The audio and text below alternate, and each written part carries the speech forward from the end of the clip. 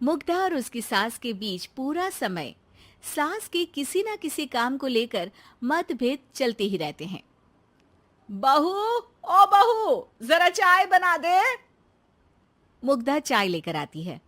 ये लीजिए, और कुछ चाहिए?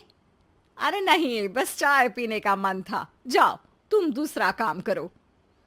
चाय पीने के थोड़ी देर बाद सास दोबारा मुग्धा को आवाज लगाती है। अरे बहू रे, आओ बहू, जरा हलवा तो बना दे, मीठा खाने को मन हो रहा है। इसी तरह मुग्धा की सास पूरा समय कोई ना कोई काम बताकर उसे रसोई से बाहर तक निकलने नहीं देती। कभी चाय, कभी हलवा, कभी पानी तो कभी दूध, हर समय खाने को चाहिए। और उसके लिए अपने हाथ पैर बिल्कुल नहीं हिलाने। परेशान किया हुआ है इन्होंने। सास की जबरदस्ती परेशान करने की आदतों से दुखी मुग्धा एक शाम सचिन के साथ अपने कमरे में बैठी हुई बात कर रही होती है। सुनो जी, मम्मी जी की ये जानबूझकर मुझे परेशान करने की फरमाइशों से मैं बहुत फ्रस्ट्रेट हो चुकी हूँ। पूरे दिन में एक सेकंड का आराम नहीं मिलता। रसोई से बाहर कदम रखती नहीं कि बहू ये बना दे, बहुरी वो बना दे। अरे इनकी फरमाइशें चलती ही रहती है।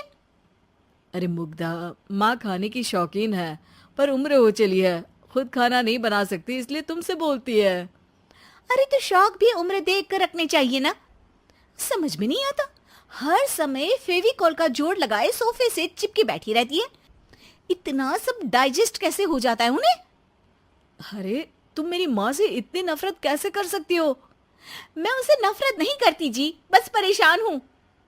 जहां मुग्धा अपने पति से ये सब बोल रही होती है, वहीं उसकी सास भी कमरे के बाहर दरवाजे से कान लगाए सारी बातें सुन रही होती है और अगली दोपहर रसोई में मुग्धा के पास जाती है।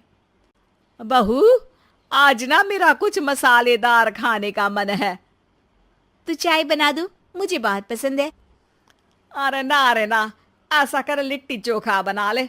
और हाँ, जितना मसाला बातों में मिलाकर पति को सुनाती हो ना, सब्जी में भी वैसे ही डाला करो, खाना स्वादिष्ट बनेगा। सास की बात सुनकर मुग्धा हैरान रह जाती है। मतलब अब पूरा समय मुझ पर हुक्म चलाने के साथ बंद कमरे में हुई पति पत्नी की बीच की बातें भी सुनती है? अरे बात जब मेरी थी तो सुनने में क्या दिक्कत है? ये कहकर सास वहां से चली जाती है। अरे अब तो हद पार हो गई।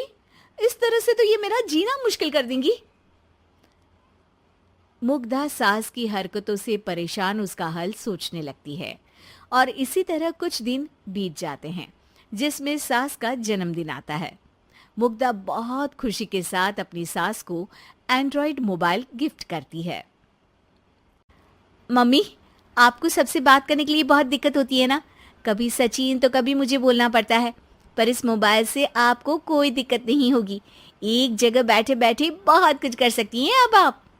मोबाइल देख सासू माँ खुश हो जाती है, पर उसे इस्तेमाल करना तो आता नहीं, इसलिए साइड में रख देती है। जिसे देख मुग्धा घर का सारा काम छोड़ मोबाइल सेट कर सास को इस्तेमाल करना सिखाने लगती है, जिसके बाद अब सास पूरा समय मोबाइल में ही लगी रहती है। हाय, जब से मम्मी को मोबाइल मिला है मेरी लाइफ में कितनी शांति आई है। अच्छा है, इसी तरह बिजी रहे तो मैं भी सुकून की जिंदगी जी पाऊंगी।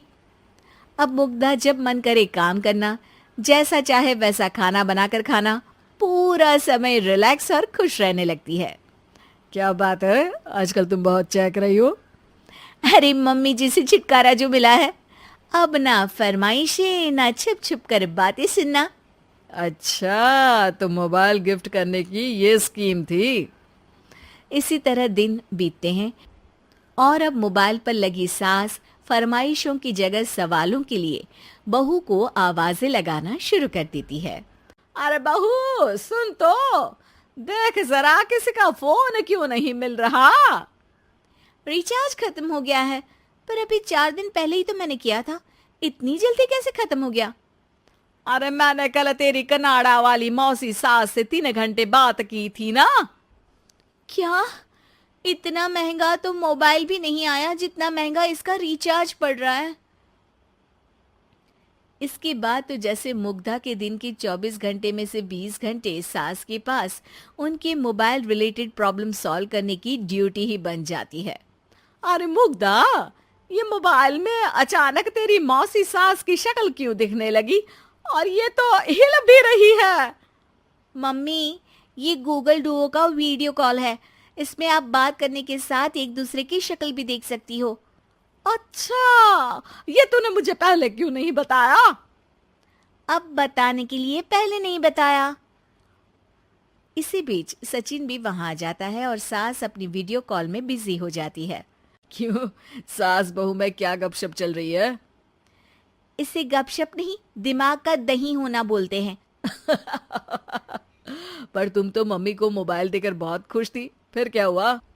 हाँ, उसका सुकून भी कुछ ही दिन मिला। अब घर के टंटे खत्म हुए तो मोबाइल की टिंग टिंग शुरू हो गई। देखो भाई, कुछ पाने के लिए कुछ खोना तो पड़ता है।